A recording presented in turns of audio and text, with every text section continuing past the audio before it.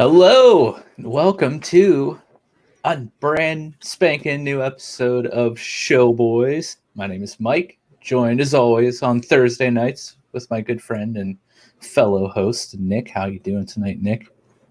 I'm doing great. Really enjoying our oldie but newly made intro. Revive from the dead. That's right. So if you only watch the live stream or catch our videos on YouTube later after it's been live,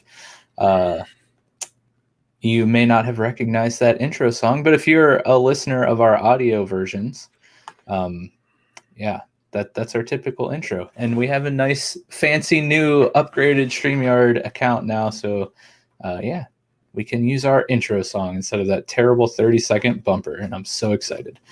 But yeah, man, it was a beautiful day here in Northeast Ohio.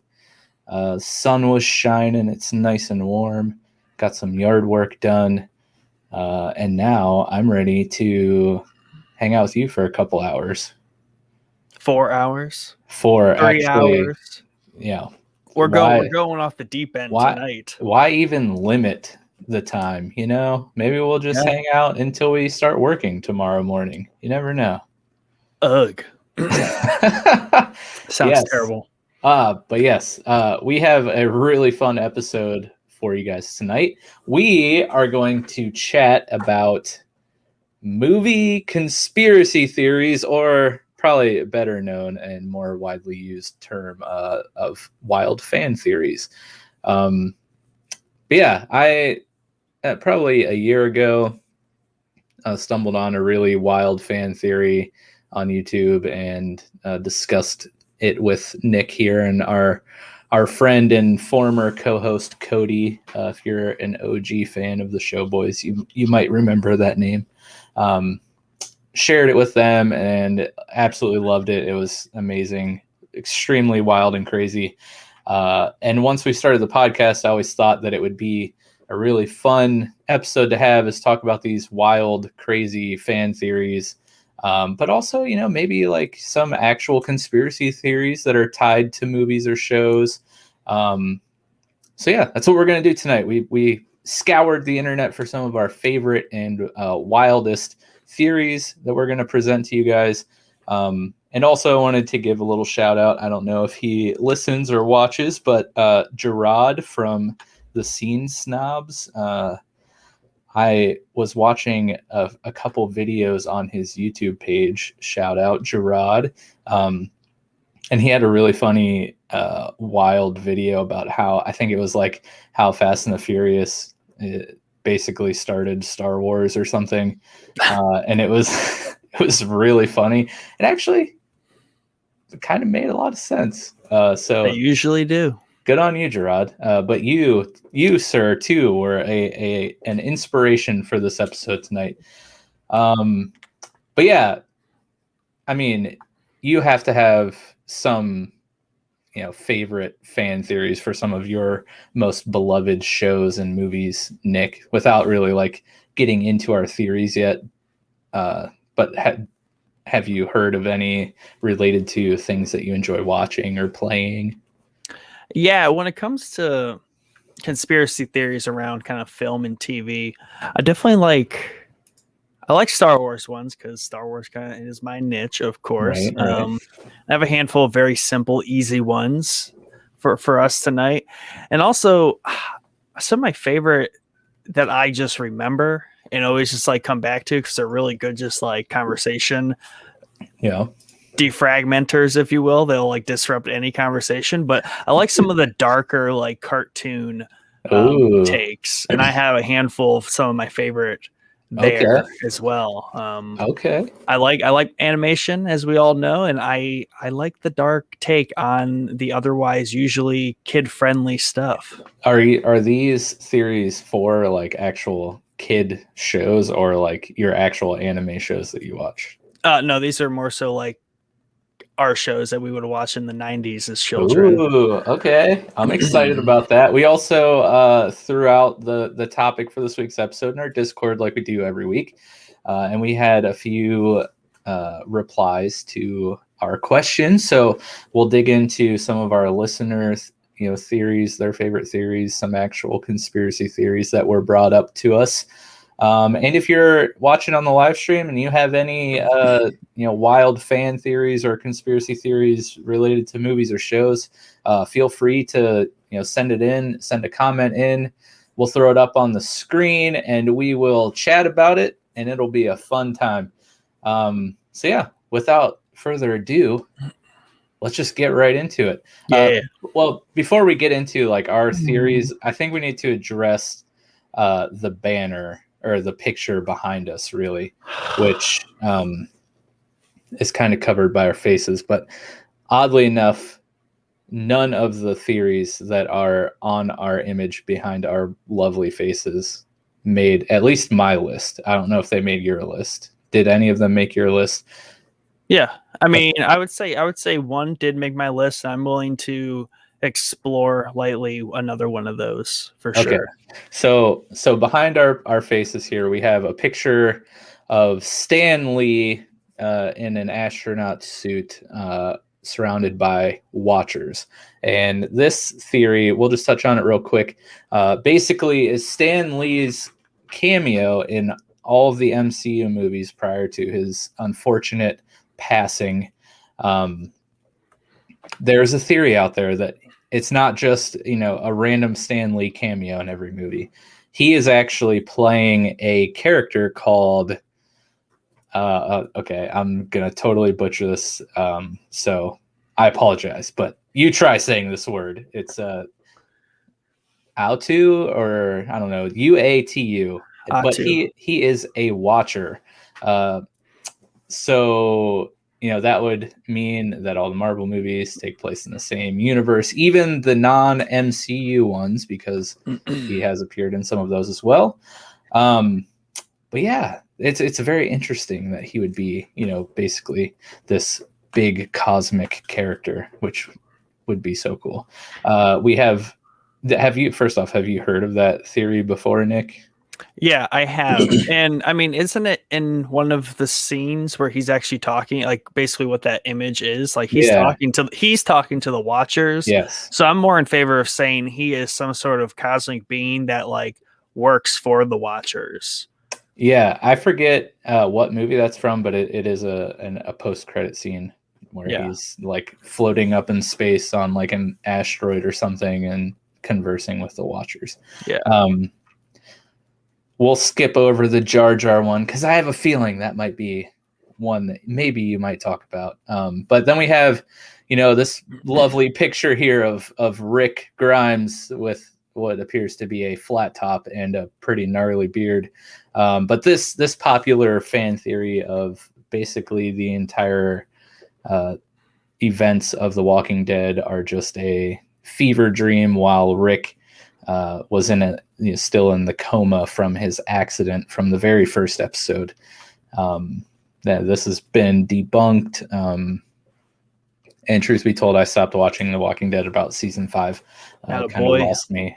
But it was fun while the theory lasted, and you could always see it happening, because in the very first episode, Rick and Shane get into this accident and Rick is in a coma, and then he wakes up and the whole world, I mean, basically the beginning of every zombie apocalypse movie or show, right?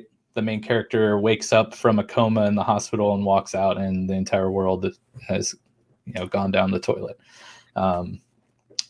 I think a lot of people would have been rather upset if that was the case for The Walking Dead, but and then we have this real wild one that I really have no information on, and I shouldn't say no information, but there is way too much information to lightly gloss over. But basically, some extreme YouTuber, let's see what his name was, if I can find it real quick. Sean Cohn. He watched 30 Adam Sandler movies and came up with this crazy theory that they are all connected, and there is, in fact, a Sandler verse, which I'm just going to take his word for it, because I'm not going to Too much to dig through there. Yeah, I'm not gonna go down that rabbit hole. But that would be bigger than the MCU. Yeah, that'd be pretty wild. But yeah, let's dig in. Is the Jar Jar a Sith Lord theory actually on your list?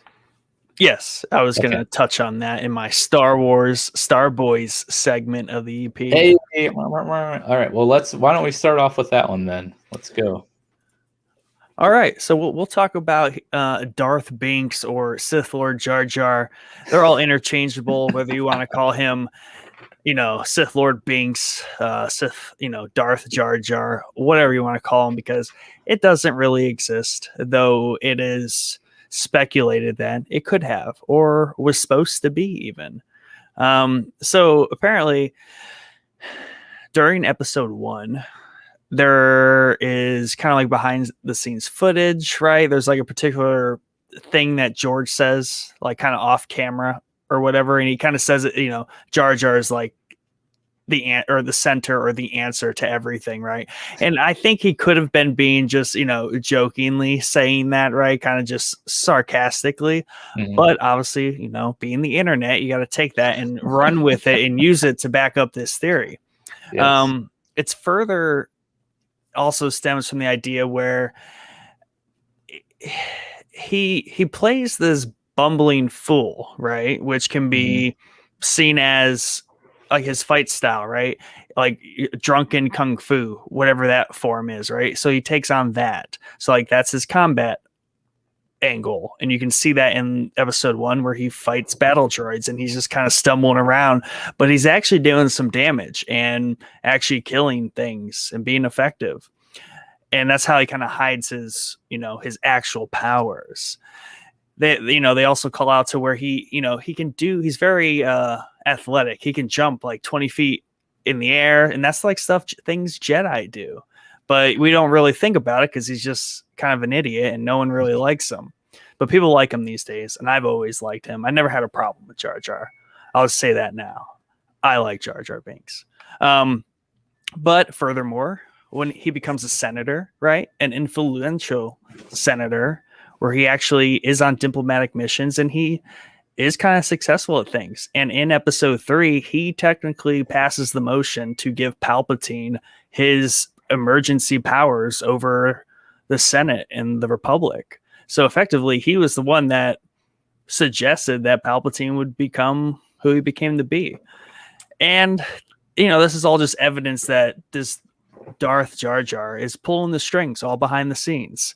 And, that could have been, would have been, and maybe because he was such a failure after episode 1, George Lucas pulled the plug on that plot line. That's the theory.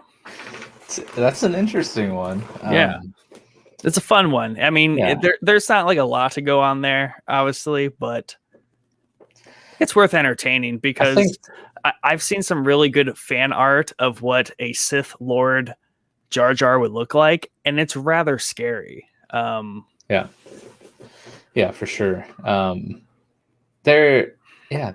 think what makes that one so interesting is there is like credence to that, right? Right. It very well could be a possibility. And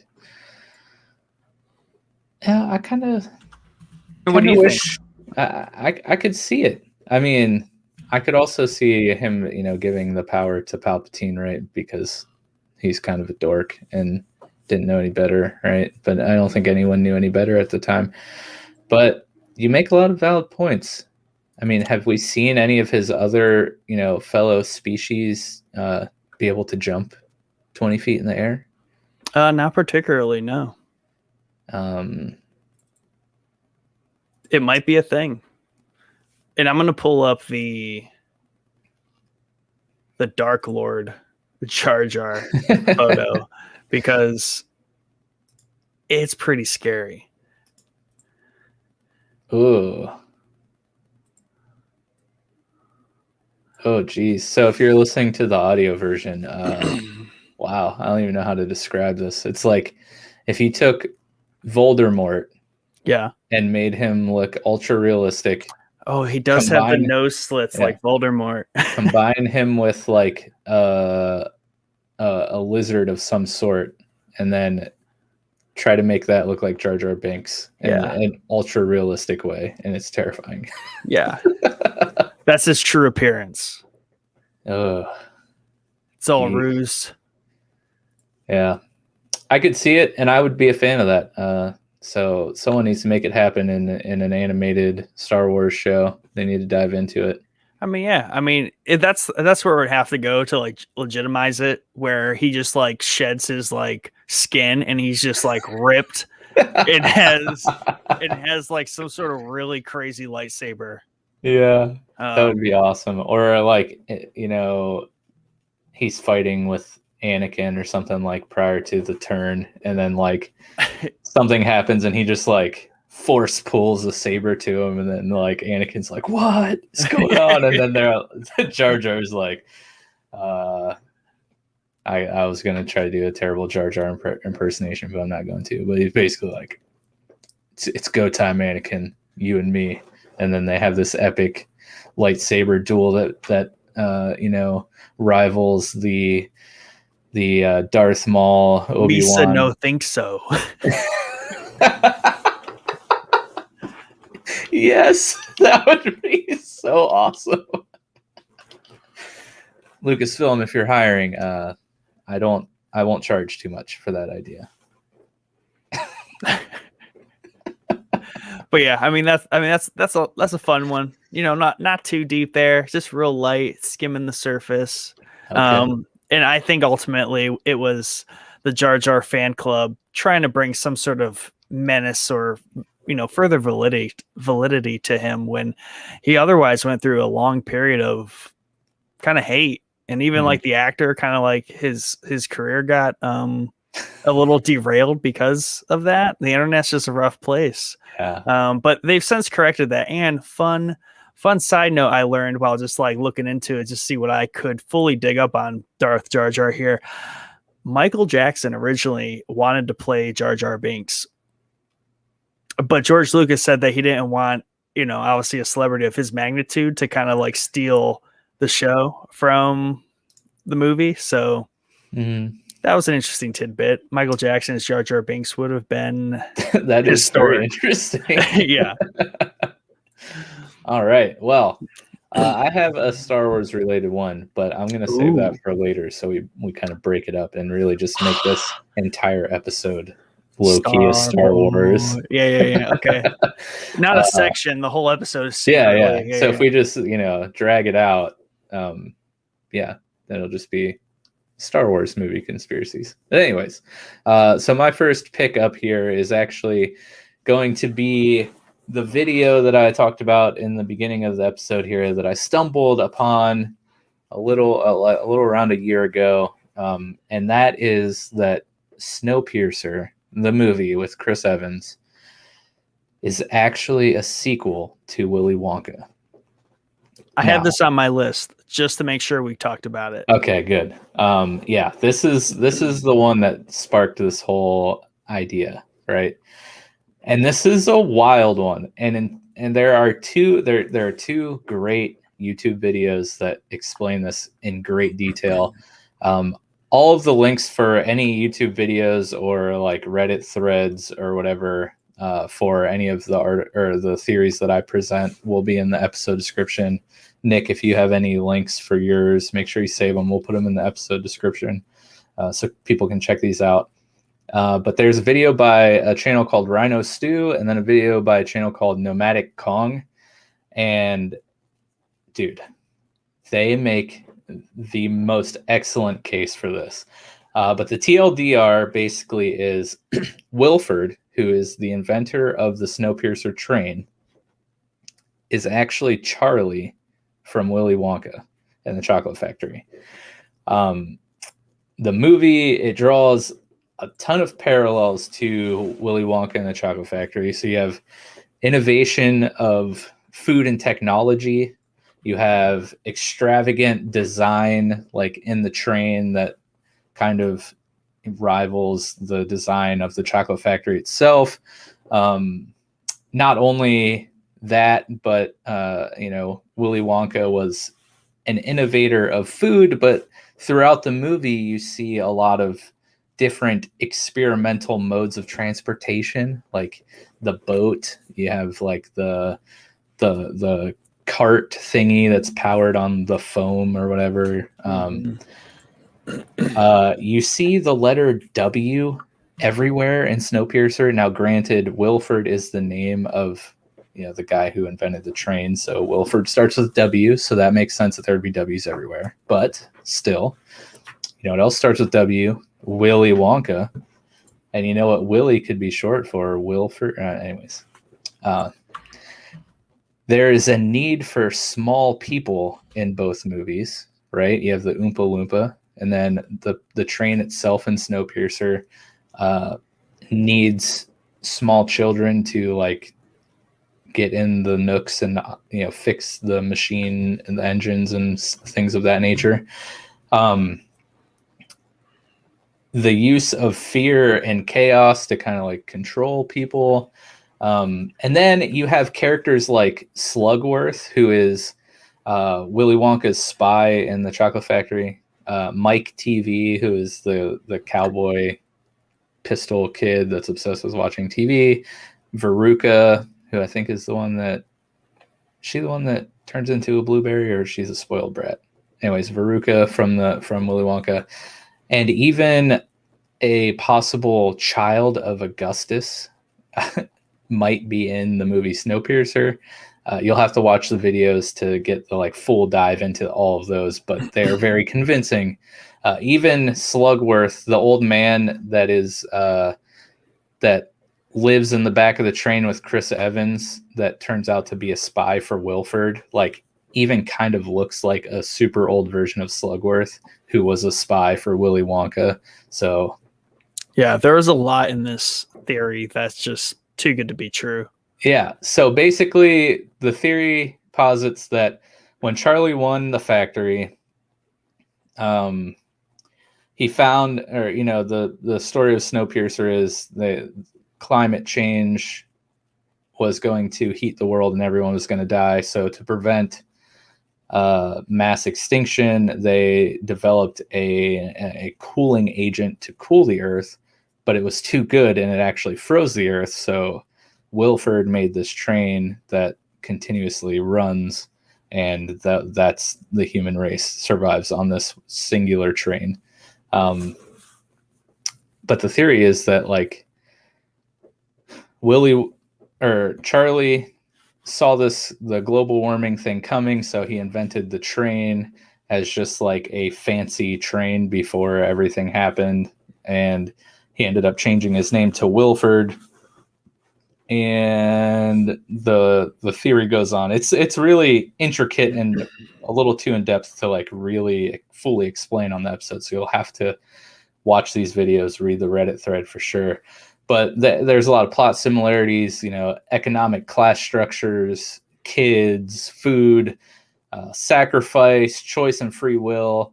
And similarly to Willy Wonka, Willy, Mr. Wonka, or whatever, the whole point of that movie is for him to find his successor, right? And what happens with Wilford here in Chris Evans' character is Wilford finds his successor in Chris Evans, right? So it's just a lot of similarities there. But after watching these videos, I'm completely convinced that Snowpiercer is in fact a sequel to Willy Wonka, and you would be hard pressed to change my mind about it. There's not a lot of reasons to doubt the theory is the thing, and they're so far apart timeline wise that might as well. Yeah, exactly. But yeah, so that's my first one. The floor is yours, sir. Okay. I think just to keep it mixed up here, so we don't get stuck in any kind of rut with a theme, I'm gonna go with a real light one about an animated show. Okay. That a lot of people should be familiar with, and it's Dexter's Laboratory. And the theory is that Dexter created his family. Okay. So the family we see on the show, he actually created. Interesting. reasons to support this is in the show, it's shown that he can clone things and people, right? He has all the technology to do it. So there's no reason to doubt it there. And the darker side of it is that he actually accidentally killed his family in an experiment gone wrong. So he had to replace them. No. It definitely explains some behavioral patterns that, his family has, because his parents are kind of, they're kind of robotic. There's not a lot of depth to his parents, right, in the show. And then the other interesting one is Dee Dee, his sister. So Dee Dee's always the one that's kind of fumbling around, ruining his experiments, and brings upon kind of like the doom and gloom to the episode each time. So it's kind of like she is the recreation of this effect where his experiments go wrong, and the death of his family happened from obviously the one that went really wrong. So that was a nice little one that I found actually this time, while kind of looking back at the ones that I was more familiar with. So I thought that was a nice little sad, darker one to throw in the mix here. That's pretty nuts. Yeah. And it reminds me of it kind of reminds me of Rick and Morty, when, they accidentally when they Cronenberg everything. The Cronenberg episode where they accidentally destroy the world, so they have to go hijack another timeline and dude, that literally kill themselves and bury. Oh my god, I love that episode. That scene of Morty burying himself literally is one of the greatest scenes of TV. Yeah, I'll never forget that. It's so heavy. I'll never forget how mind blown I was when I watched that. Like, because that's where the show went from. This show is what it is, and it's just a stupid mess to where maybe this show is actually more than it seems, but I don't know.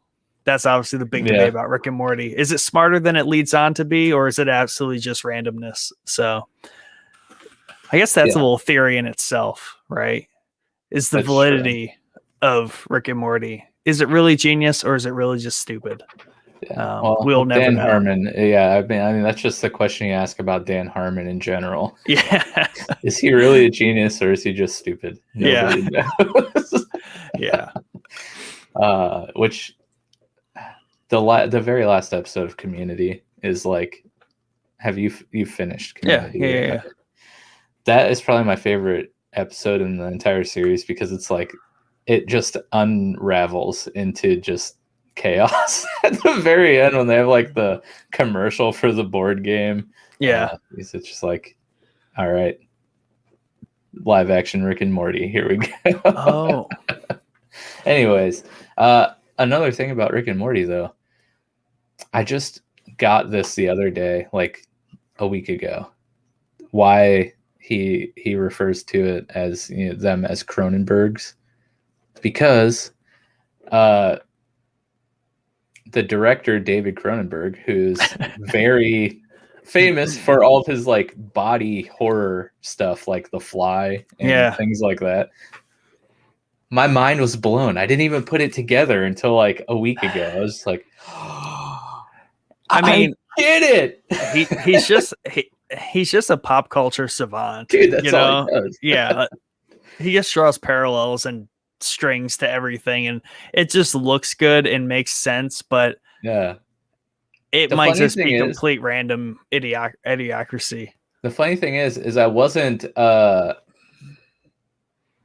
watching that episode or watching Rick and Morty or watching anything David Cronenberg. It was just like I was working, I was like, Cronenberg, I get it. We have a comment here. I don't want to mispronounce your name, so I'm just going to call you Mr. Bansal. Hopefully I didn't mispronounce that. Thoughts on Mr. Robot? Well, sir, I don't know if you know me or are familiar with our show at all, but I love Mr. Robot. It's probably my favorite show in the entire world, and I would love to talk about it. As far as 4-hour episode incoming. Yeah, exactly. Wild fan theories. I'm not too familiar with any off the top of my head, because I feel like the entire show is a wild fan theory in and of itself. But yeah, it's seriously probably the best show I've ever seen, and I don't think one, it gets enough credit. I don't think it's appreciated enough, and two, I don't know where I was going. I think just one, it's not appreciated enough, and more people need to watch it. And I will stand on a soapbox all evening long and fight for that show for sure. But if you have like a wild fan theory or a conspiracy theory about Mr. Robot, yeah, let me know, and we'll talk about it for sure. It's an amazing show, though. I love it so much. Continuing on with these crazy theories here. I didn't really have a particular order for the ones that I put together. Right. But I think this one will be nice following your Dexter's Laboratory, because we're going to be talking about another kid animation that will now be completely ruined for you every time you watch it. And that is WALL-E. The Axiom passengers are cannibals. Perfect. And once you see this, it can't be unseen. So I apologize now for ruining this movie for anyone from this moment forward. And if you have a real problem with it, you can blame the Film Theory YouTube channel. It's all his fault. Great channel. Amazing channel. His videos are hysterical. And you know what's crazy? I was watching the channel I sent you earlier this week that covers kind of like pulp culture stories. He did the Tyler the Creator video I sent you. He has a reference where he mimics film theory like style, right? And I don't know if it's him. So like this is a conspiracy. It's probably easily debunked. Oh, a conspiracy theory in and of itself. Is Matt Pat he sounds, it could be, but I don't think it is, because I think eventually like he did show himself and it's not him. But I don't know. It had me for a minute because it was so close. He mimicked it so well and work. He did the exact same breakdown where he has like his picture with the glasses, and it's just like it was so good. It was so good. Matt Pat, I love that guy. Also, funny little aside here, he has been drug into the dad ARG. So by you? No, best friends you text? Dad himself. He drug Matt Pat into the Dad universe because Matt Pat made a film theory video on Dad, and of course Dad sees all. So he didn't like someone talking about him. So now Dad sees all. Matt Pat is in the Dad universe. I need to catch up on Dad. You do, man. You got to watch those reality videos. They're hilarious. But yes, WALL-E. Again, this is another one of those theories that is like makes so much sense that like this not being how it works in the movie makes less sense than the passengers being cannibals. You would do more damage trying to unexplain it. Exactly. So here's the TLDR. The Axiom is the ship that the human race was loaded onto when they decided that the Earth needed to be cleaned and rid of all of its pollution, which is WALL-E's job, right? He's stuck down there on Earth trying to clean the Earth. Well, they thought that this was only going to take 5 years. So the Axiom was only supplied for 5 years to be in space, right? So in the movie, we see there's a scene on the Axiom where the captain is, making an announcement, and on the screen it says like 700 years or like happy 700 years or something. And he's like, oh, today is the 700th year anniversary of us being on the Axiom. So that's kind of a lot longer than 5 years. How is the ship still fully populated? They have a very good hydroponics sector of the ship, and they grow their own food. Okay. Not true. Here's the thing. Yeah.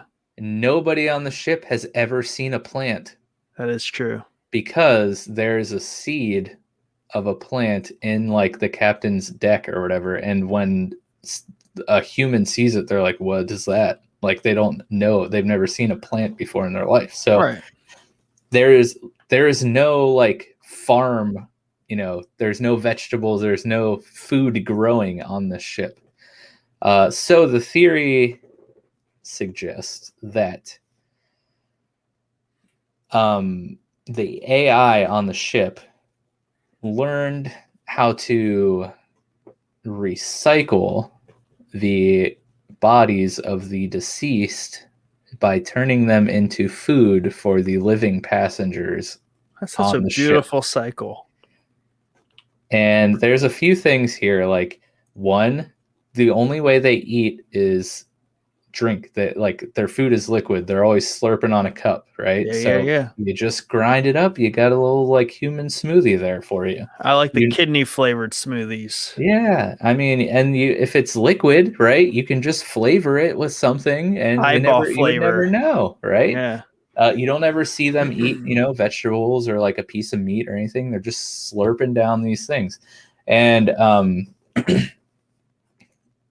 everyone on the ship is morbidly obese. So they're eating something, right? And you don't see any old people on the ship at all. So, and over 700 years, people have died, right? So what do they do with the bodies? I don't know. It just makes sense. How do you survive for 700 years on a ship? Yeah. With no food? Well, the robots turn the corpses of the recently passed into delicious smoothies for the passengers. And there's another thing that, a lot of people are like, well, that wouldn't provide you with enough, calories to really like survive. But they're all sedentary people. They never they can barely walk. So like they're just sitting in chairs all the time, being like, hovering around in their hover chairs. So it's not like they would be expending a lot of energy in the first place. So they wouldn't need a lot of calories to live off of. Anyways, but now that you've heard that, and I have 2 film theory videos links for you guys that you can watch, and he does a much better job explaining it than I do. But now that you've heard it, you can't unhear it, and now that will be the only thing you think of when you watch WALL-E.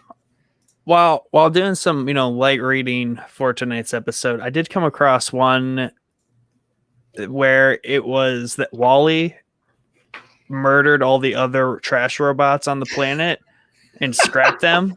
That's why he's the only one left. Nice.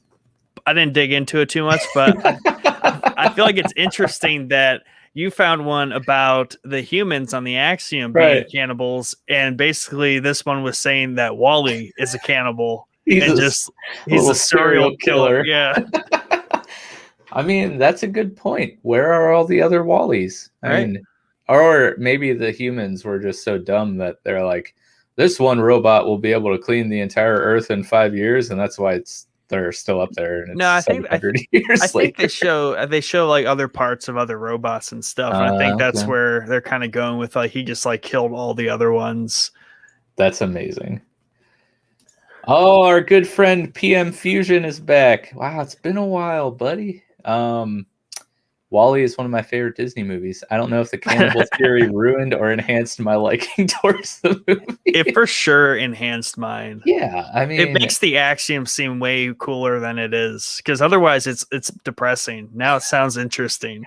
Well, here is another free, property for Disney to, use. You're welcome. But a horror movie, year 6 on the Axiom, when the robots take over and they start like force feeding all of the humans like other humans. That sounds like an amazing horror movie. Let's make it happen. Yeah, they start the cycle. They have to like figure it out. They're like, how do we get the dead ones, or even kill the old ones to turn them into paste? But yes. What's your next one? Question though, back to Snowpiercer. Oh, it was bugs. That's what the bars were, right? It was like cockroaches or something. Okay. Yeah, it's That's what it like that's bug jello. yeah, that's what that was reminding me of. I'm like, well, like, was that humans? No, they weren't doing that in Snowpiercer. Yeah. Still equally gross. Yeah. Okay, okay. Should we stick with the eating trend here? I got one that Sure. plugs in very well for this Yeah, one. let's go. So Ewok, this one's short and easy, but like Ewoks eat humans. I've seen people list them as cannibals, but they're not humans. I think to be a cannibal, you have to eat your own kind. Yeah. So that doesn't make sense. They eat humans and they're willing to do so. And that's very simply proven because when they captured Han, Leia and all them, they were putting them over the pit. They're roasting them. And, they worship C-3PO. He's obviously a droid. So no problem there. But they were totally going to eat them. Then also at the end of the movie, the stormtroopers' helmets are all kind of lined up, right?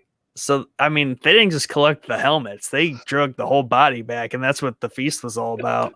But yeah, Ewoks totally just eat people. So they're cute and cuddly, but they totally want a snack. And hold on. Keep talking. I got to find a picture. And that's why Wicket was so nice to Leia, because he was luring her back to their village so they could just eat her too. Here, I have a... See if this pulls up a picture for you, Nick. And if it does, you'll have to throw that on the screen because that's the real conspiracy theory. Oh my God. The real conspiracy theory here is that Ezekiel Elliott, the famous running back from the Dallas Cowboys, former Ohio State Buckeye, is an evolved Ewok. I mean, just look at the similarities there. They might as well be twins. It's the facial hair that does it. Yeah, I mean, it's really just the face. The eyes are like the same distance apart in relation to the nose. I think that's Wicket too. I mean, so he looks like Wicket. You're welcome. How'd you find that one? Oh, that's been around for a while. Okay. I wasn't aware of that. That's probably the lack of sports intrigue I get. You don't follow the sports ball, so. Yeah, I don't know. The sports ball eludes me. All right. Is that it for your Ewoks? Yeah, that one's super simple. Nothing too complicated there. The evidence is all there. There's no reason to dispute it. So, after WALL-E, my list has taken an extremely dark turn. So all the rest of my theories are going to be rather bleak. I still got my two darkest, which is pretty fitting for me. Yeah. Side note, I already chugged my entire water bottle's worth of water, and I'm so thirsty right now, and I'm really sad. Hey, commercial break. Yeah, that's right. So my next one. The entire movie Grease is just Sandy D's dying fantasy. So the theory goes, throughout the entire movie, Sandy is dying, and everything that we're seeing is her living out the fantasy of her life after meeting Danny. And this theory arises from, well, first off, the really weird ending of the movie, which I haven't seen in a long time, but as a child, I loved Grease for some reason. The end of the movie, Danny and Sandy literally fly away in a car. Like they drive their car away from like the fair or whatever and just soar into the air off into the sunset, right? Which is just wild. In a pretty already, I mean, albeit it's a musical, but like a pretty grounded movie where there really isn't anything like flying cars in the movie at all. Like it's a pretty normal human story without any like supernatural elements to it. But then all of a sudden at the end, the two main characters are just going to fly away in a car. Like what? So you put that with the lyrics from one of the first songs in the movie, Summer Nights, where Sandy talks about, nearly drowning, or, Danny talks about saving Sandy, like she nearly drowned, but Danny saved her, right? Well, what if he didn't save her? What if she did drown, but like everything we're seeing is what Sandy wishes would have happened as she's dying, right? So you have the lyrics from Summer Nights. You have the weird flying car thing at the end. This also could be confirmed in the last couple of lines of the song "Look at Me, I'm Sandra D." She says, "Take a deep breath and sigh goodbye to Sandra D, secretly showing that she has succumbed to death." And the flying car ride at the end as they fly off into the sunset is really symbolizing her ascension into the afterlife. It's deep. It's very deep and very depressing. We're just watching. I mean, once again, that makes me, I think, like the movie more. I don't know. Like that's like a PM Fusion comment. Like, yeah. I think it makes the movie better for me. Yeah. And I mean, if you take the lyrics from Summer Nights, right, Danny saves her, she nearly drowns, and then she says something about like showing off, splashing around. Well, what if that is actually her trying to stay afloat from there's just splashing going on because there's a person trying to rescue a drowning person, but like he wasn't able to do it. So as she's dying, we're just getting this like flat, like final moments flash before her eyes of what could have been. That's awesome. You notice throughout the entire movie, like everything goes right. Like everything ends in a happy story. She overcomes every problem. She is a newcomer to the school and immediately is welcomed into the popular girl, like what are they, the pink ladies or whatever. And it's a musical. Yeah. So like, where does that pragmatically happen in real life? Nowhere. So where does it more likely happen? In your deathbed, your fantasy. Everything's just very, very perfect. Yeah. And after reading this, like the other two, you're gonna have to convince me otherwise. This is now canon this is Grease canon for me. It's official for Mike. That's I mean, right. no, I'm gonna have to watch that with those glasses on from that tint. Yeah, I can't wait to tell Becca about that one. Actually, if only she watched the podcast. She would I know, right?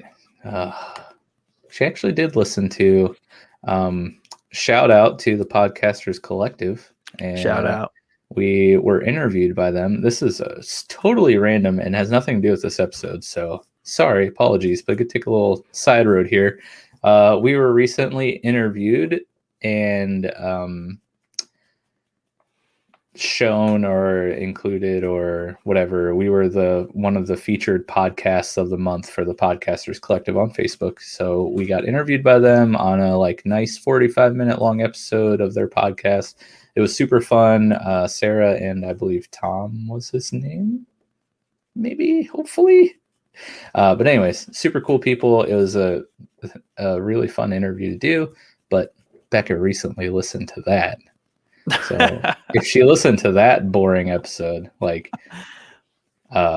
hopefully she's listening to this really fun one. Also, I meant boring as he already knows how the show boys came to exist. So she's probably just hearing that for the 50th time.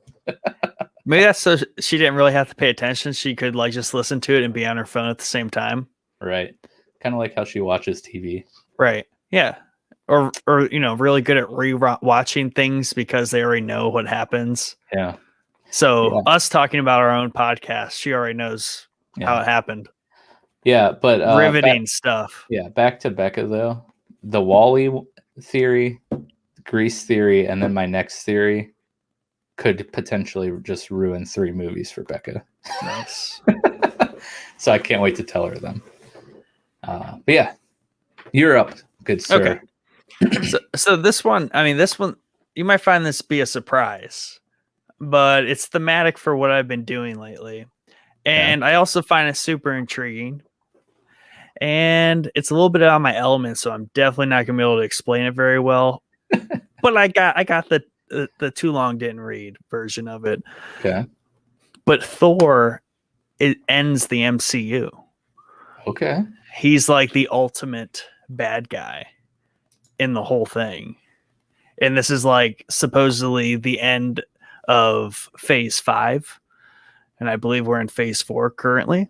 Yes. But essentially, I think there's like comic hints and backing to this, but he's referred to as like the End Father. Thor is the End Father. He is the Dark Winter or the Black Winter, which is like the biggest bad there is. So apparently this this Black Winter thing, they call it a he, but it's actually just this dark black matter that destroys the universe completely. And he's destroyed it like 6 times. So like completely nukes, wipes out everything, and then it kind of reappears. And essentially that is proposed to be Thor. And that's like ultimately what he amasses into. And I think it checks out based on, his direction in the story, right? He's not essentially the Thor he used to be for sure. Padme is going to kind of take up that mantle. And that's how I'm going to refer to her. Because Star Wars has got some guns, by the way. I don't know if you've seen pictures of her for Love and Thunder, but she's packing some pistols. Yeah. But yeah, that's about as much of it as I can understand, because it's like we need Jordan to like kind of jump in here and back this up for us. But yes. I thought that was super intriguing just because it kind of propels itself into like an unseen phase of the MCU, but also kind of plays off of current narratives and directions things are going from.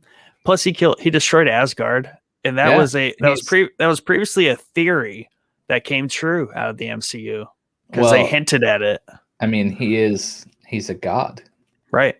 So he totally could. I could definitely see this. Okay, so there are a few beings that are capable of ending the universe in the MCU, right? And there are some called Nexus beings, which we had a tease in WandaVision.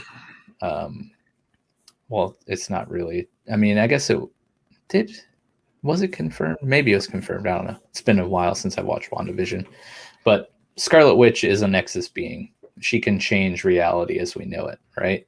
Mm-hmm. And one of the things that she does in the House of M, I believe, the comic run there, is something happens, and I don't know what I just did with my mouth there, but that was yeah, a lot of but something happens, and she changes all of reality and like totally flips the Marvel universe and the comics like on its head, and it does a lot of terrible things.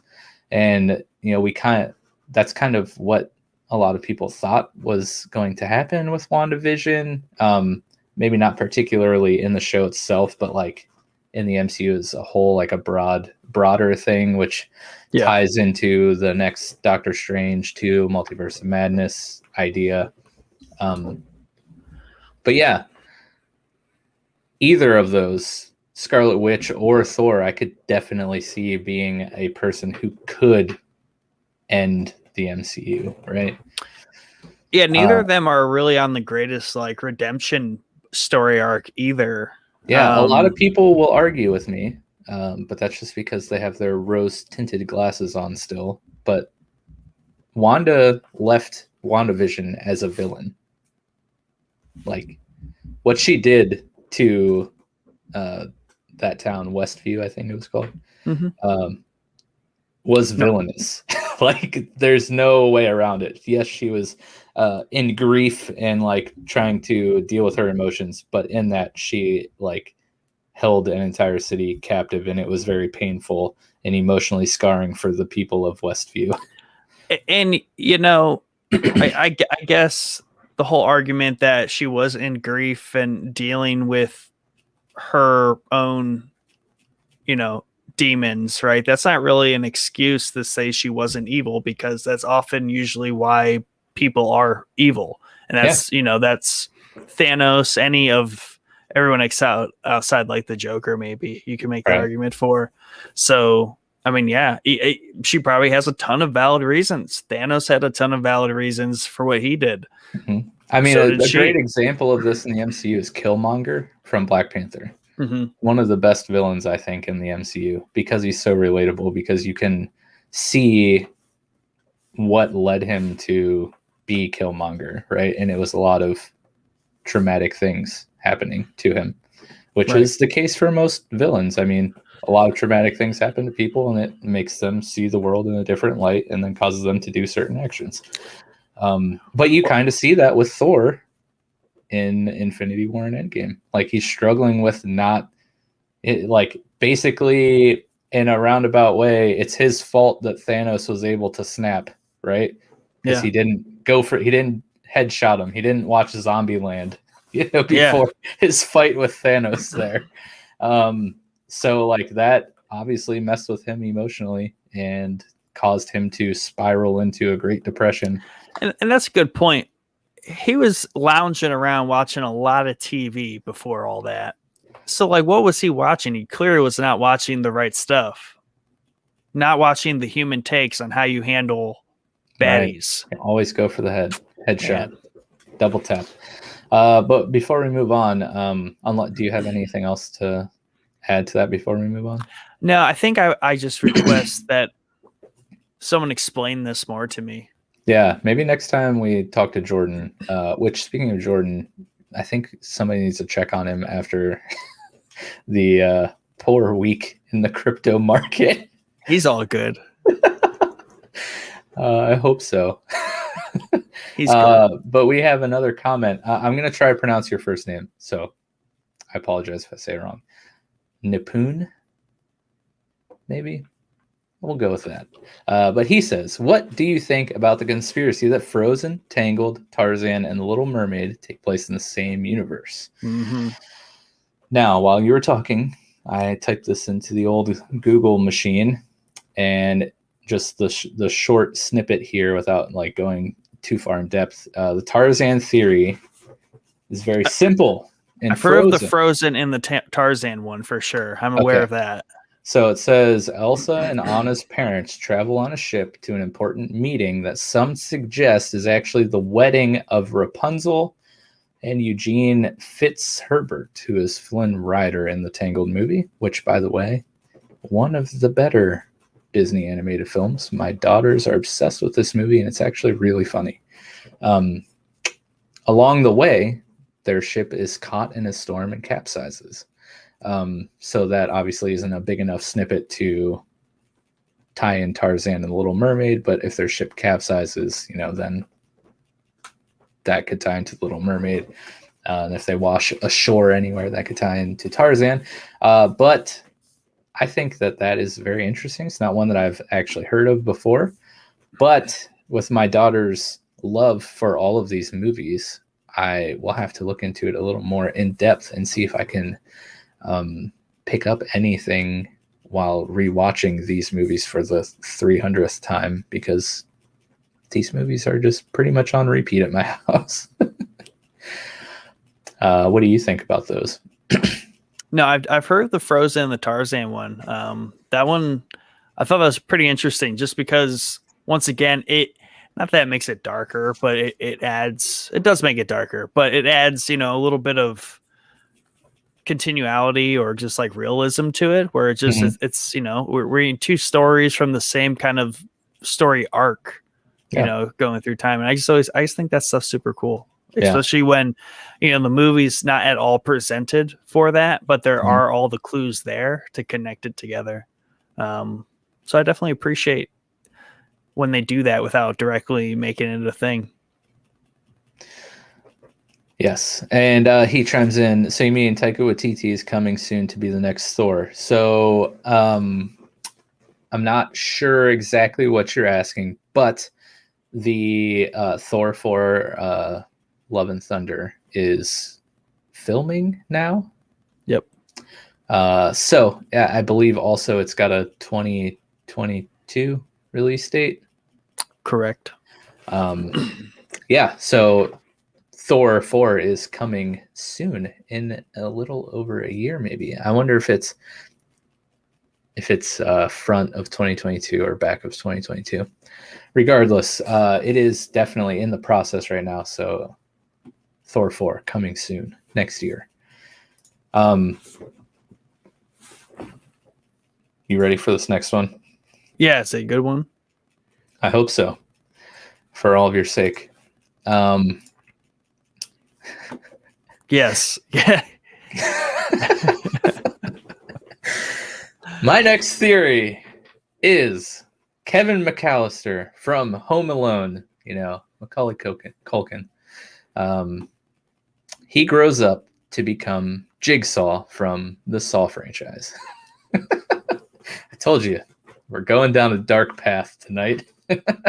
But the TLDR here is that due to Kevin's traumatic childhood, in which he's abandoned by his family not once, but 2 times,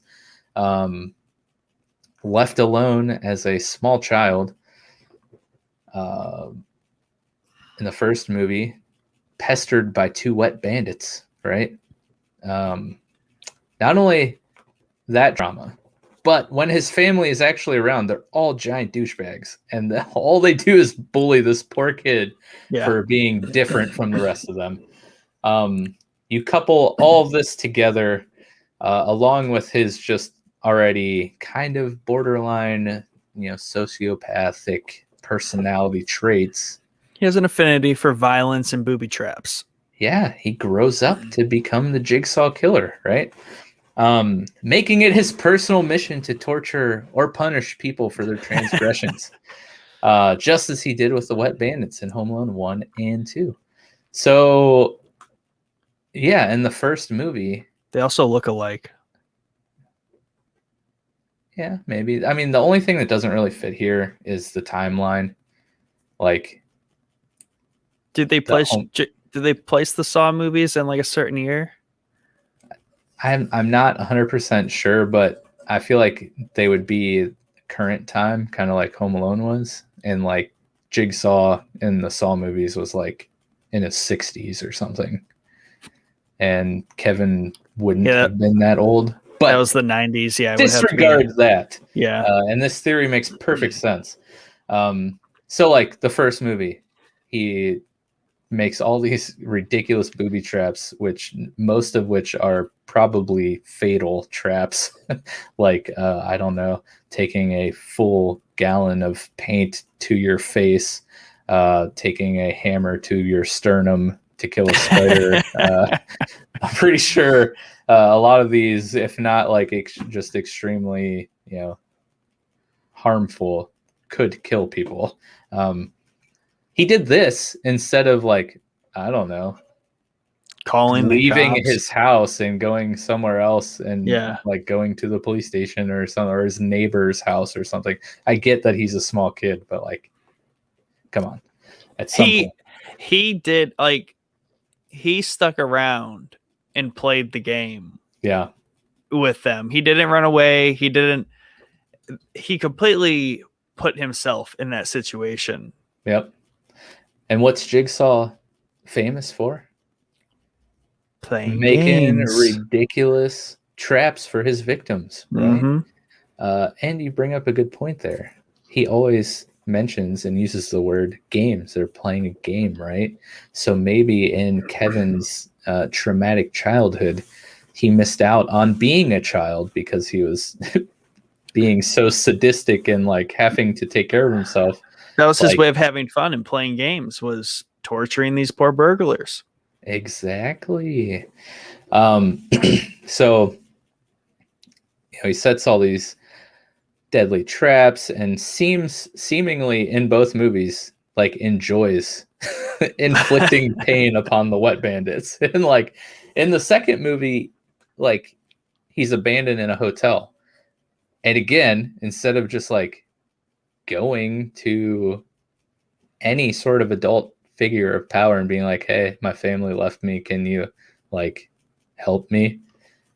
He sees the wet bandits trying to rob a store and tries to stop them, which makes them come after him again. And again, he's just like, all right, so you want to play a game, huh? I mean, yeah, and he impersonates his father, right? He uses the card, and he does a lot of illegal things, and it's kind of a sociopath. Yeah. And I think the funny thing is Macaulay, I think, has caught wind of this and has like played along with it. I'm sure. Which is just amazing. But yeah, again, it's going to be hard to convince me otherwise. If you take away the age thing kind of is a problem. But I think it's a pretty fun theory nonetheless, and you can definitely make it happen. And our good friend Nipun, the kid learned very crafty and malicious ways of injuring people. Your theory is quite believable. Well, thank you, sir. But I don't want to take credit for this. This is a theory that I found on Reddit that's pretty popular. But it is a great theory for sure. And it really kind of makes a lot of sense. Yeah, that's my number 4 theory. What's yours, Nick? I'm definitely not counting, but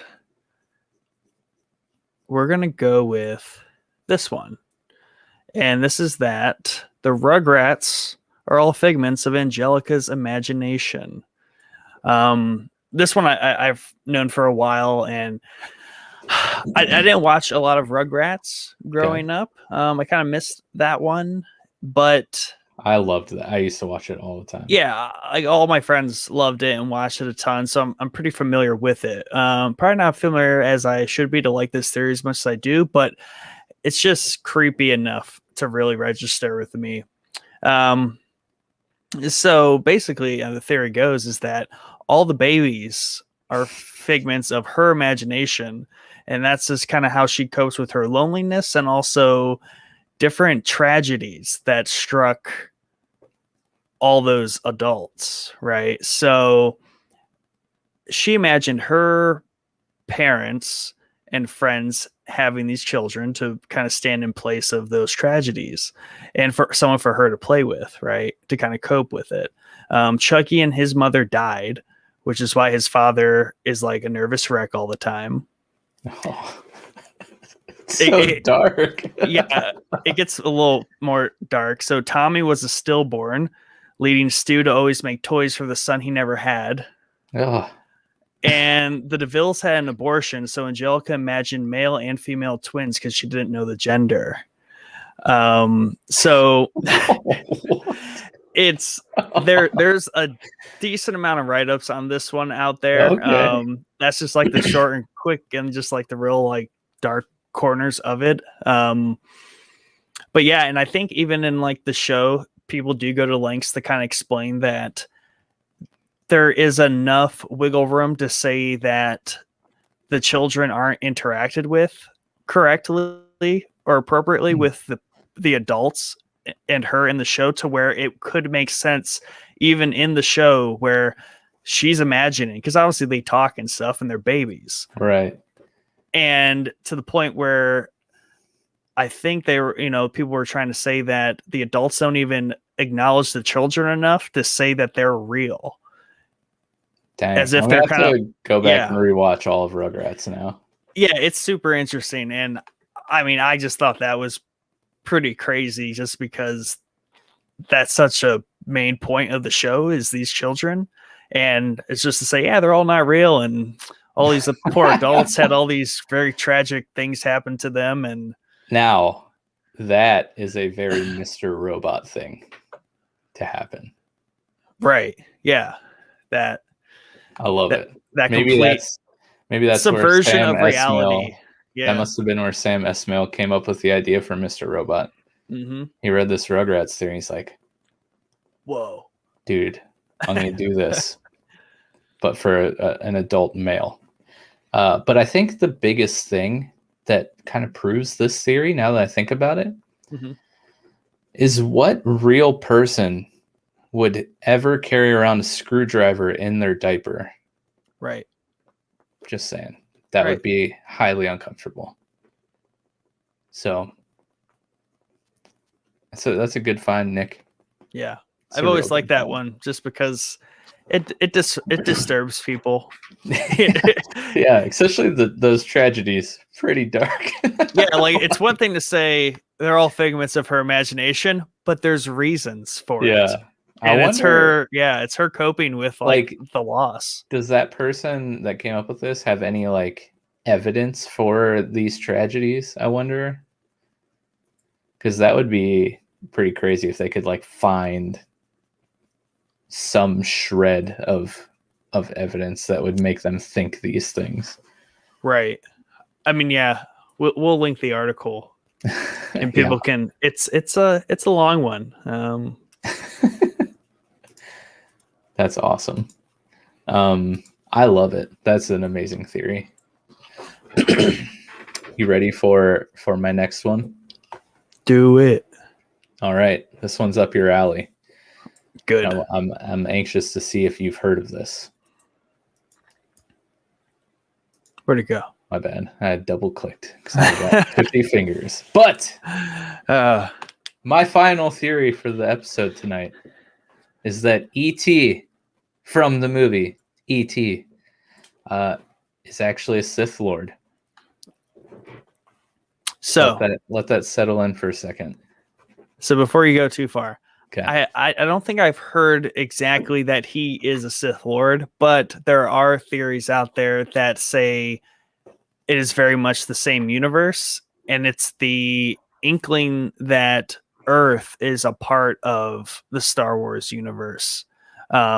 Because E.T. essentially in the Senate stands in the rotundum of the Senate. There are ET, like direct ET species. Now, obviously, this was a creative nod because Spielberg, Lucas, very close, very overlapping there. But still, it's canon. It's in there. It's in the movies. It's a thing. ET is in two different places. Yes, and there are a lot of theories floating around about ET. I've seen some that he's a Jedi. Mm-hmm. This one that he's a Sith, and a specific Sith Lord, in fact, that I will get into.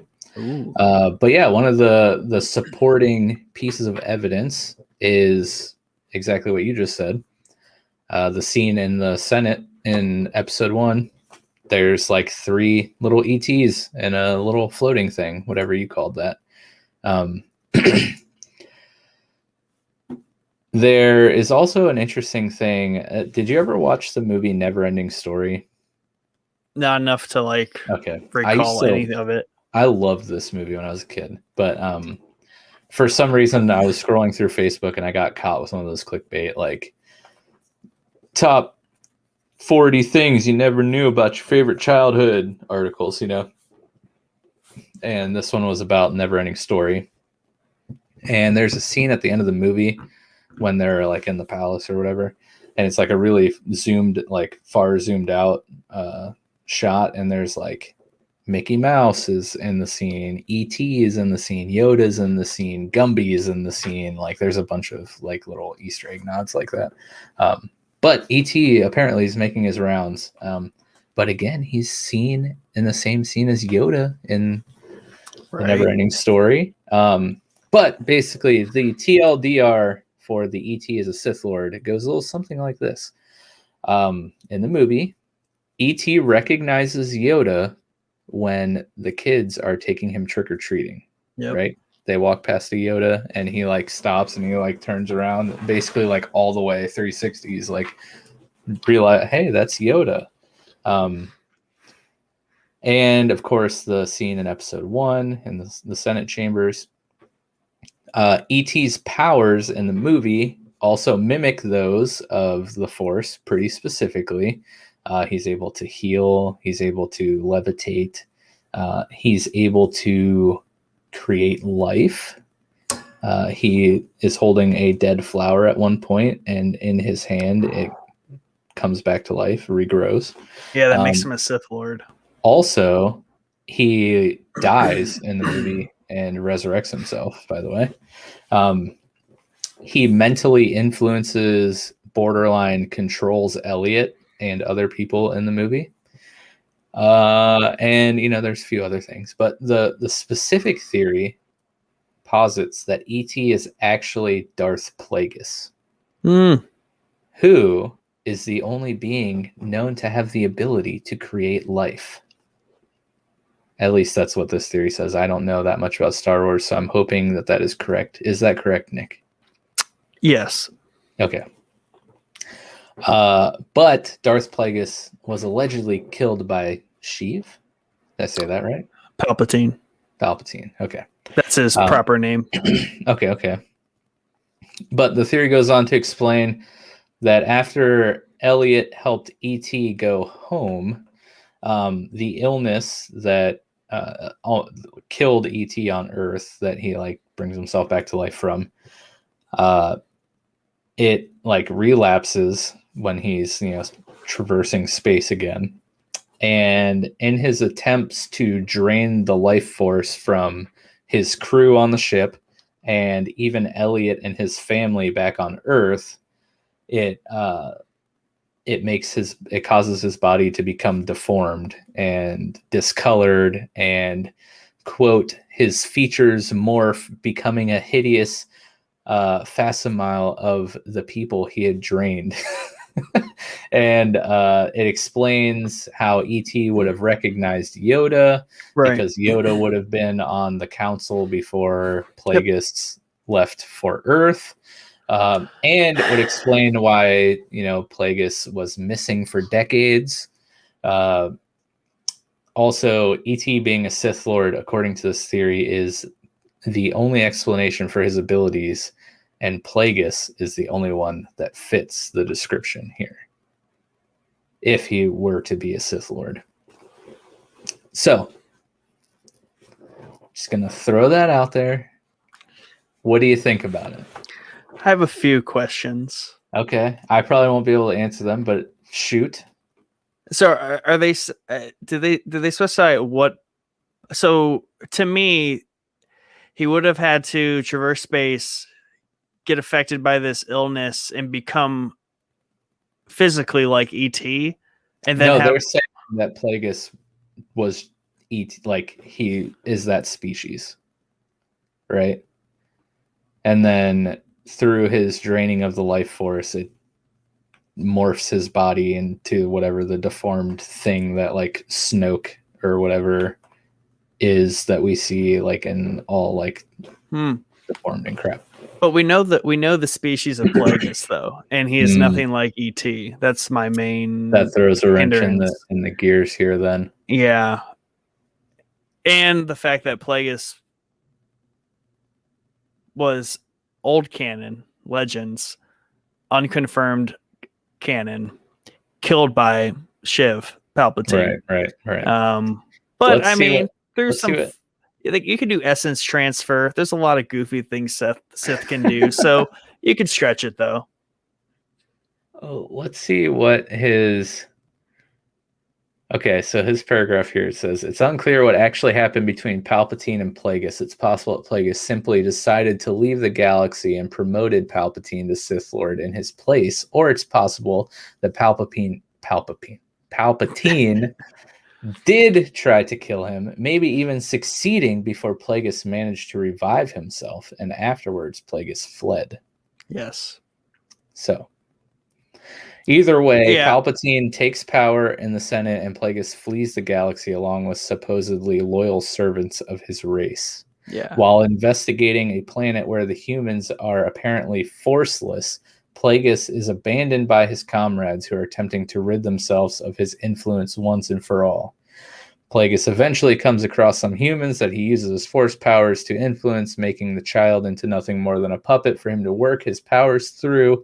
He is exposed to an unknown contaminant which causes him to fall ill and eventually fully kills him, though his mastery of the force enables him to revive himself. That's just a little snippet of this multiple paragraph theory on Reddit. Yeah, I think he probably covers all his bases in some fashion. Yeah. It's fair. But yeah, the species thing, though.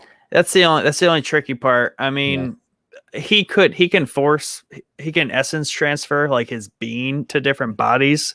He technically tried to do that with several different things because he wanted to preserve his life force forever. So you could make it work. I think it's loose enough. You can make it work. Nice. Not bad. I like how far that one went. Yeah.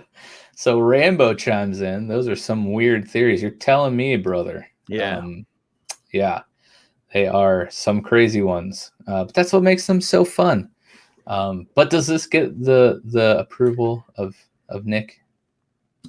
Yeah, I have to read it, but I can't dismiss it. I definitely can't dismiss it. Okay. That's gray area in the canon for sure. Right. And I like this, him being a Sith over a Jedi, which I also had seen articles for because of the creating life thing. Yes, correct. Yeah, that sells me on him being a Sith because those are very unnatural, non-Jedi things to be doing. Yeah. That E.T., he's a shady one for sure. Do you have any more for us, Nick? Yes, I do. I have two. I have a very light one, and then I have another Rugrat-esque one that we'll end on. Well, that's good because I have an honorable mention. So you do one of yours, I'll throw out the honorable mention, and then you can take us home before we go to listeners.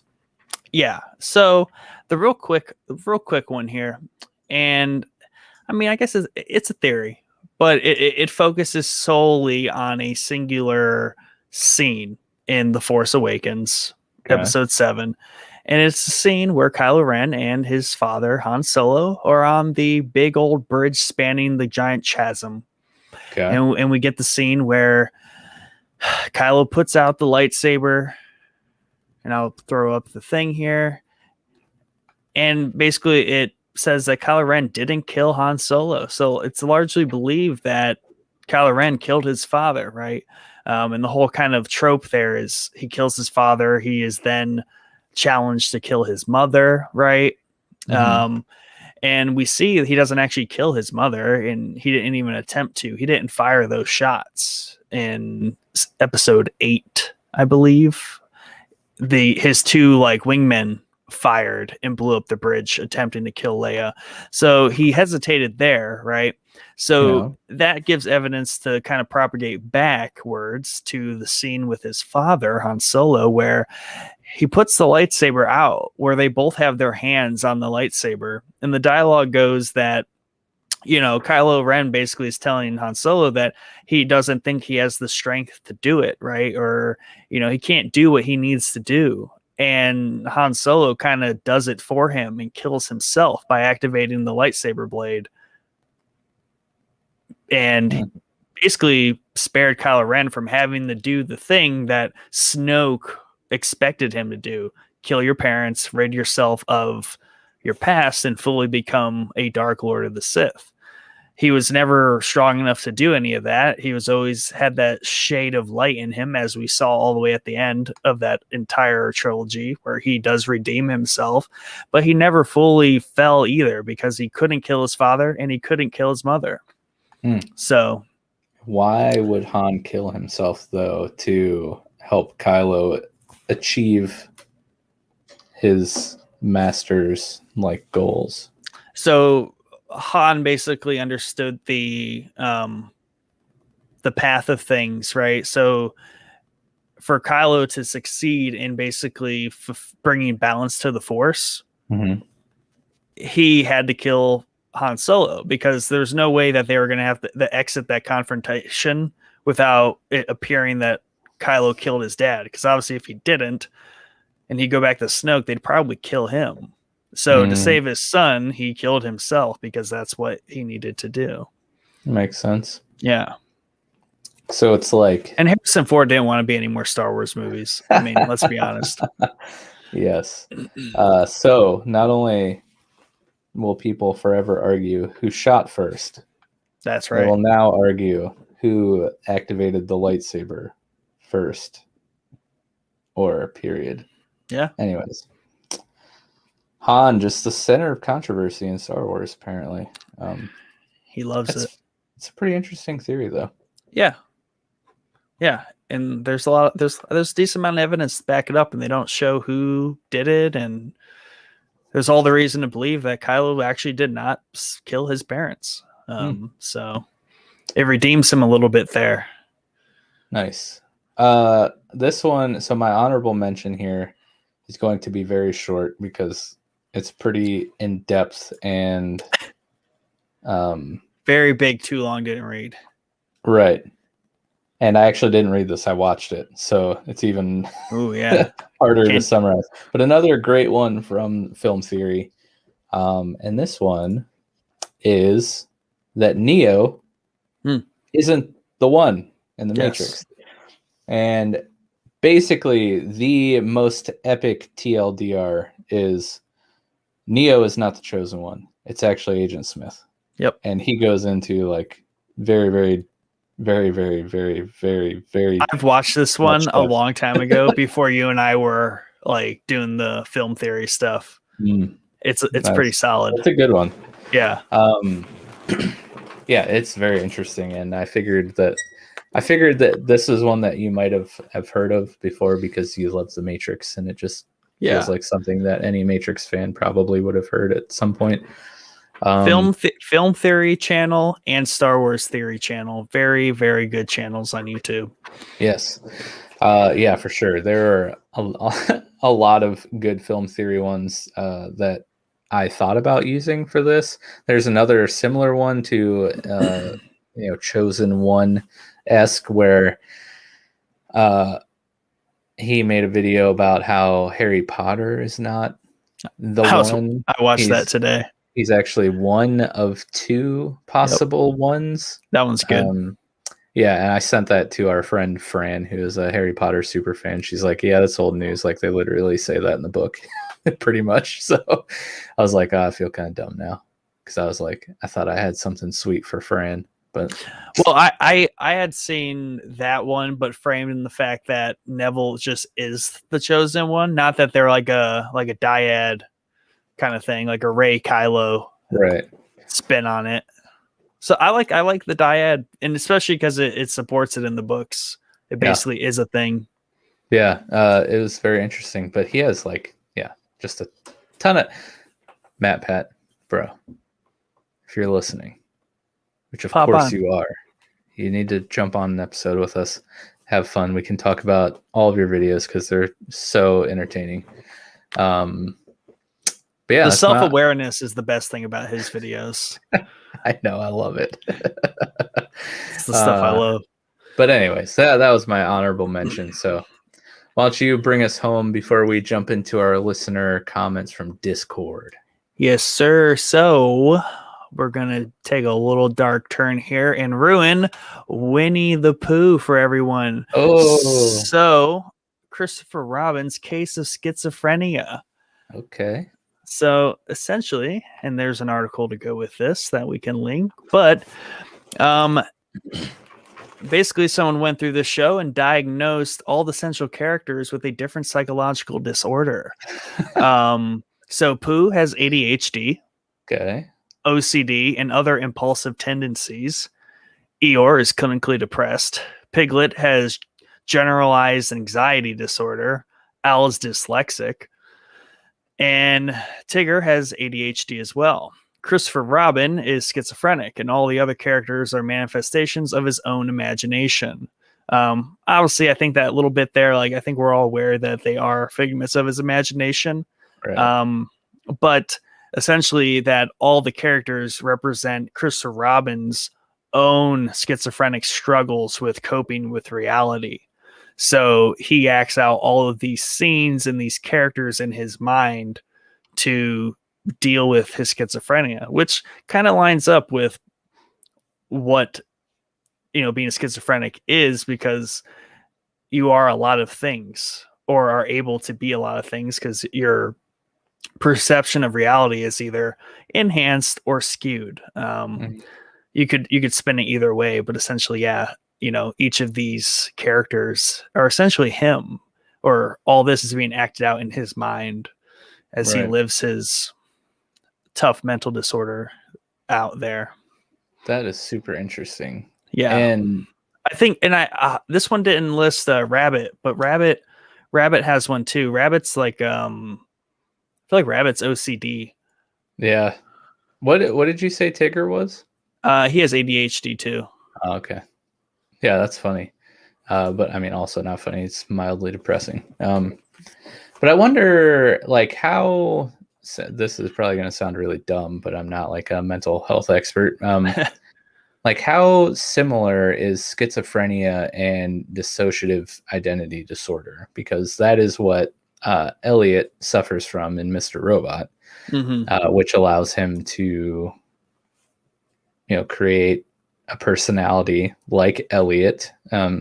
Spoiler alert, if you haven't seen the series, the Elliot we see in the show is not actually the real Elliot. It is one of Elliot's dissociative identities, along with Mr. Robot.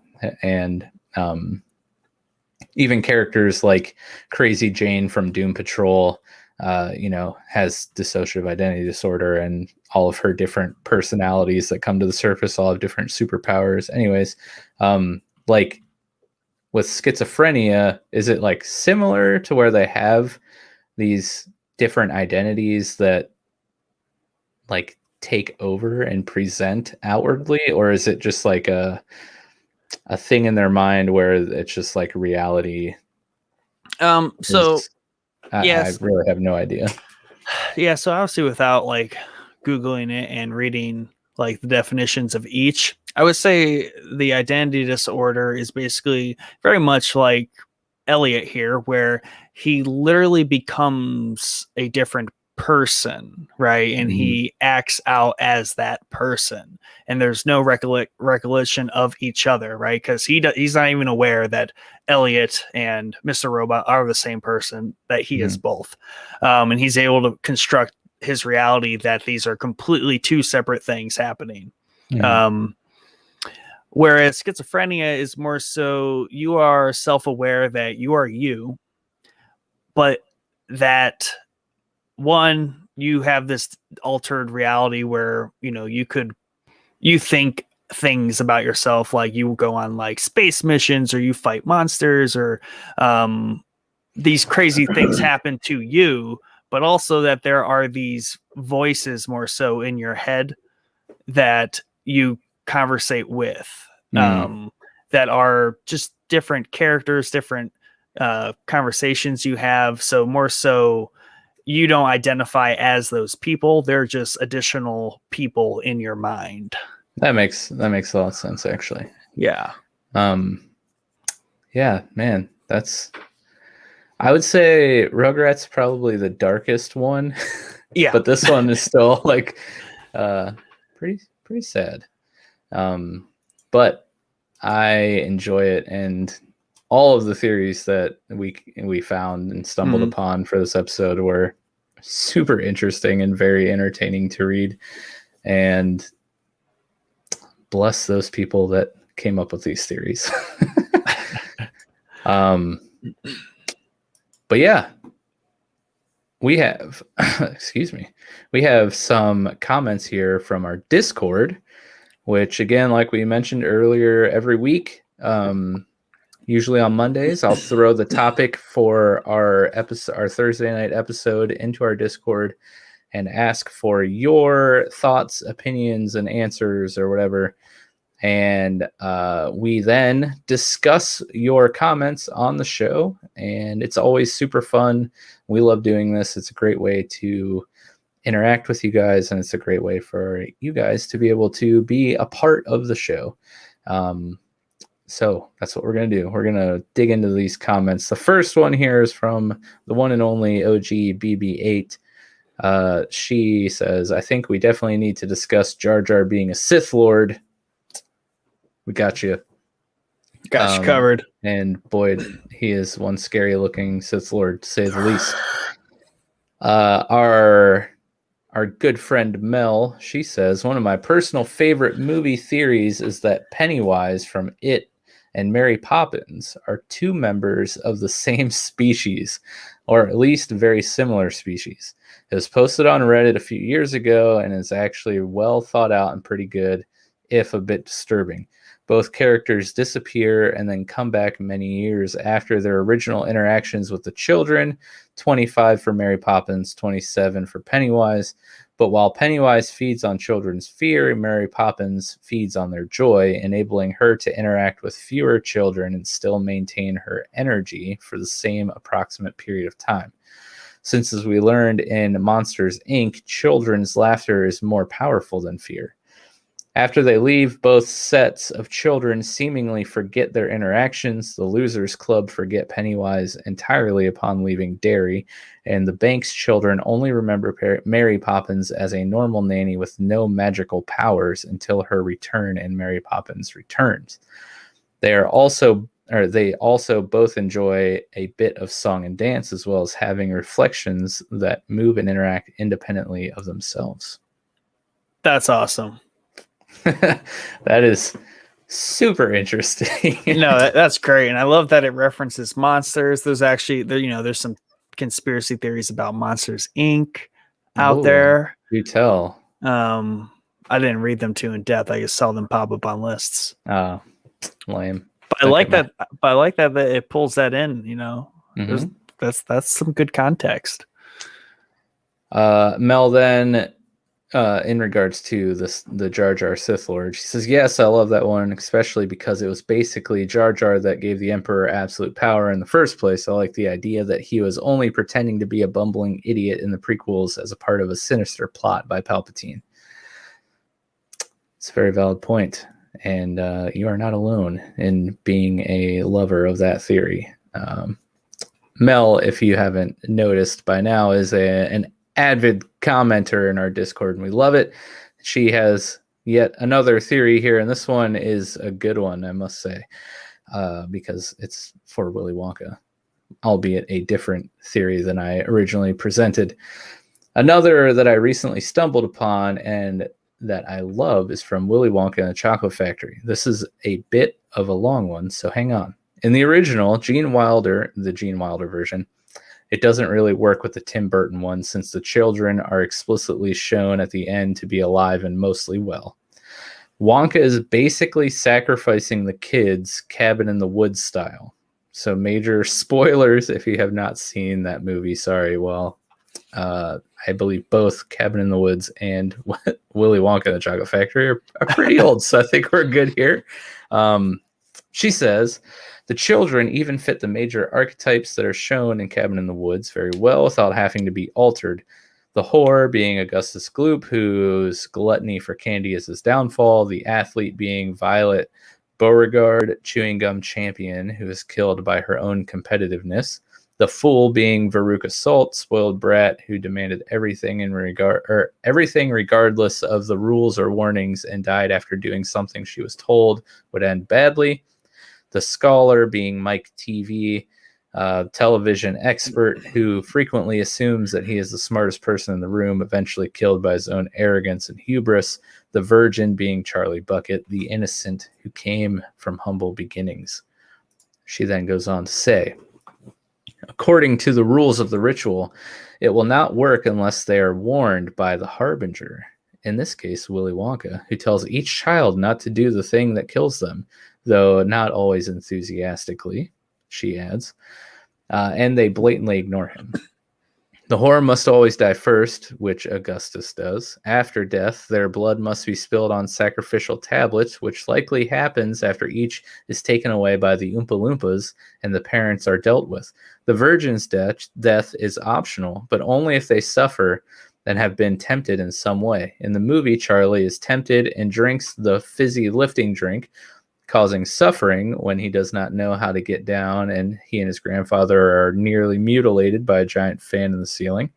He is further tempted with the proverbial keys to the kingdom, or in this case, the chocolate factory, but not before suffering by being told he has lost and is disqualified due to the aforementioned fizzy lifting drinks.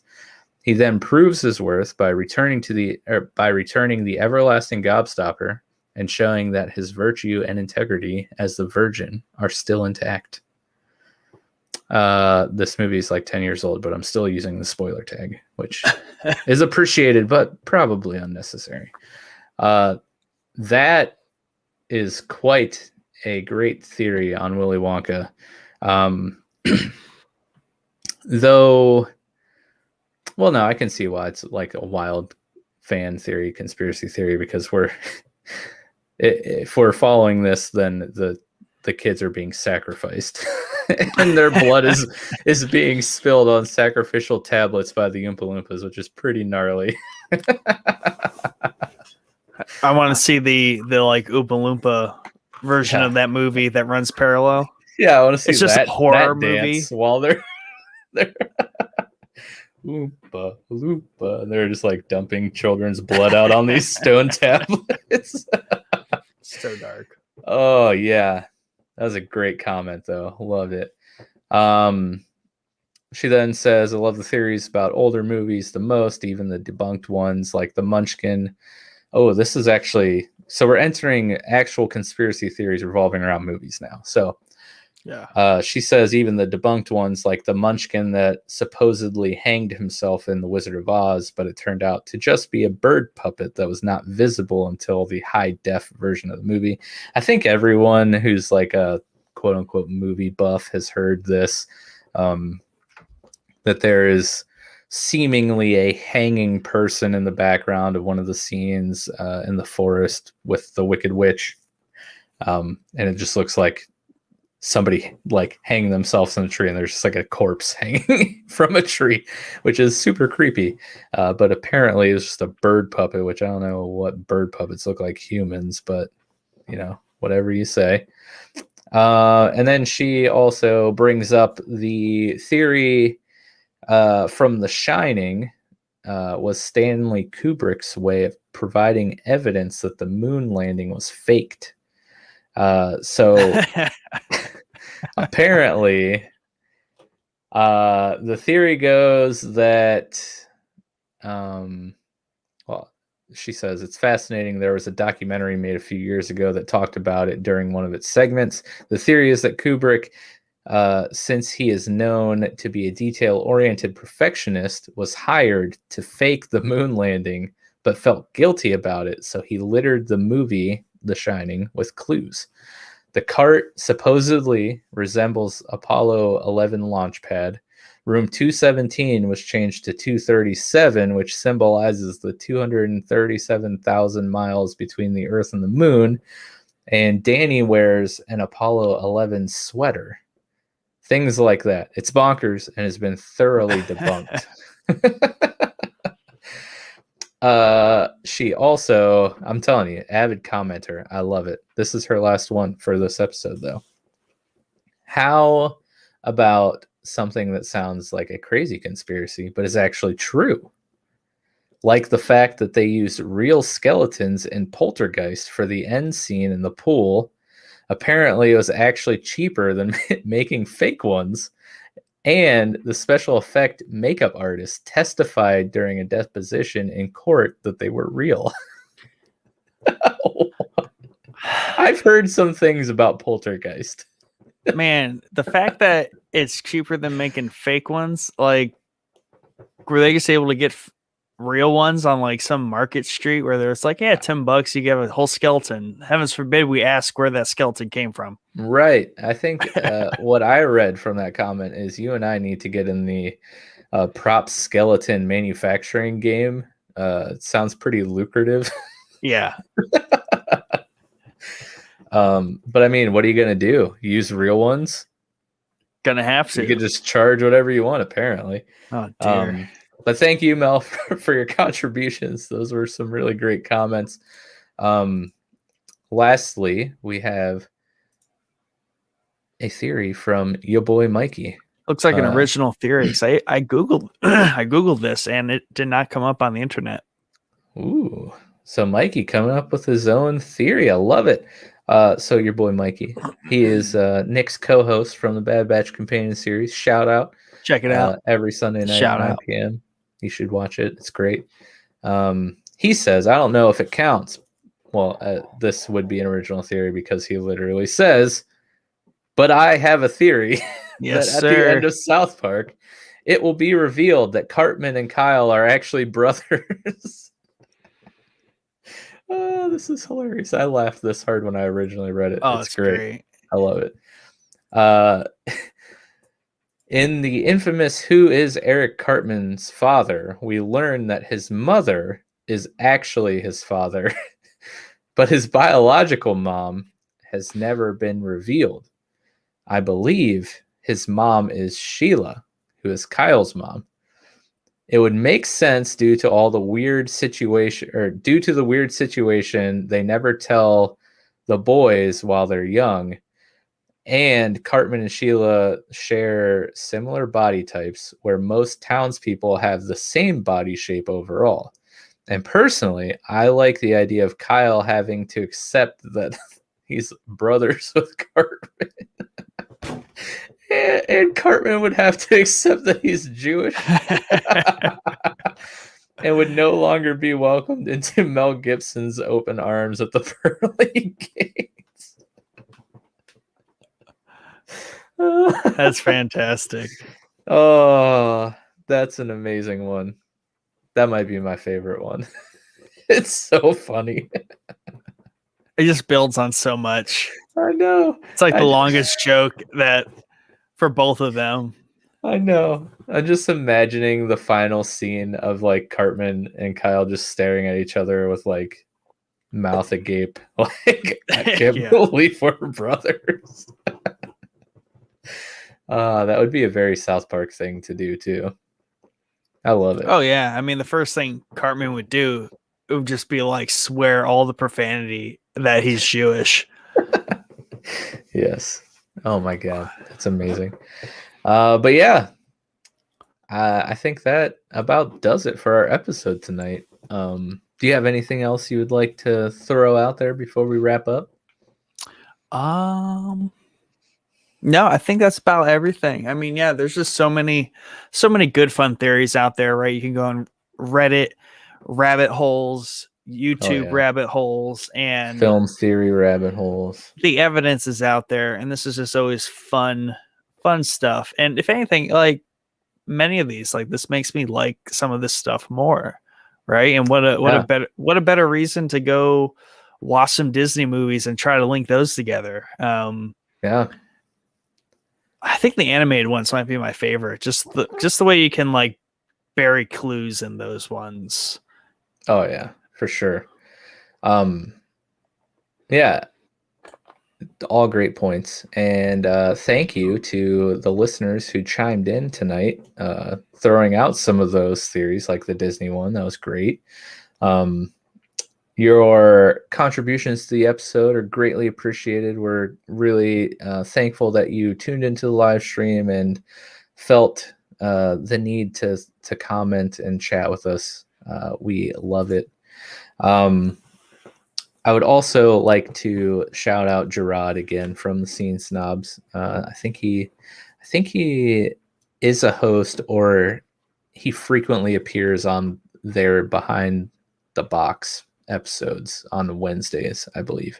This is a really terrible shout out because I'm like a little fuzzy on the details, but I'm pretty sure he's on the BTB podcast, which is on Wednesday nights. I really originally, when I thought of the idea for this episode, I wanted to reach out to him and see if he would come on, but then I totally forgot until like yesterday, and I was like, oh, like 1 day's notice. I feel like that's not fair to be like, hey, you want to come on our episode that probably requires a lot of thought and preparation. So maybe we'll have a follow-up to this episode sometime, and I will see if Gerard will come on and talk about some of his crazy theories, because he has some good ones. But yeah, that does it for our episode tonight. Thank you guys so much for tuning into the live stream. You've heard us talk about it pretty frequently on this episode tonight, but if you haven't already, please consider joining our Discord. It's where you're going to, be able to stay the most up to date on all things Showboys related. It's the place where you're going to be able to interact with us the most, as well as other listeners of the show. We have plenty of fun channels in there with all kinds of fun and crazy conversations going on all the time. So far, all the people we have out there in our Discord community are super cool people. It's turning into a nice little community, and I love it. It's really fun to be a part of. We have some podcasting friends in there with us who have their own channel, the Be Hero Fights guys, and they're always posting fun content in there. Join up if you haven't already. It's a great place to be. Other than that, if you like what you heard tonight, please consider subscribing, rating, reviewing on whatever platform you are listening or watching us on. We appreciate all that you do for us. Thank you for tuning in. And yeah, one last thing. You may have noticed on our Facebook page in the mornings, precisely around 8:00 a.m., that a gaming stream is being shared to our Facebook page from our good friend Biosiv.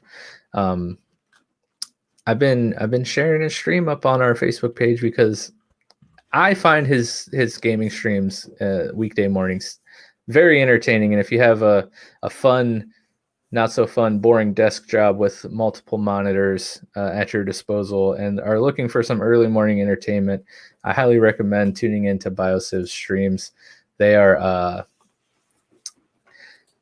super entertaining. He plays a lot of fun games. And yeah, go check him out. Support him. Support some indie content creators. Such a good time of the day to stream too. Right. Yeah. He's usually on from like 8 to 9:45, just hanging out, having fun. He's pretty interactive with his chat. And he's really fun to watch. In the morning. That's yes. Yeah, dude. And it's great because he dies a lot in games. Like he's playing Mirror's Edge today, and there is this one part where he like literally fell to his death like 10 times in a row, and I was like crying in my seat. It's great. But yeah, that pretty much does it for us tonight. Thank you guys again so much for listening, and we'll play you out with our theme song. Enjoy, and we hope to see you Sunday at 9 p.m. for the Bad Batch Companion Series. Until then, have a wonderful evening.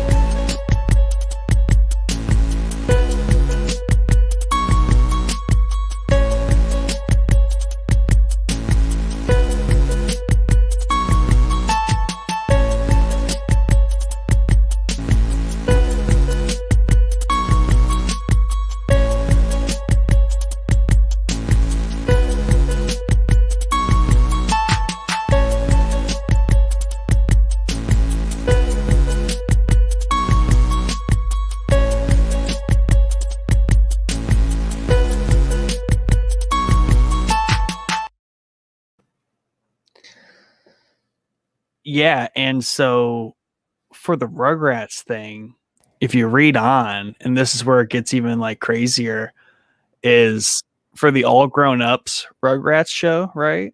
You might try to debunk it with that, but it reads the teenage Angelica became addicted to various narcotics, which further aggravated her schizophrenia, bringing her back to her childhood and thus the creation she obsessed over. The link is great. Right up is fantastic, and it's so dark.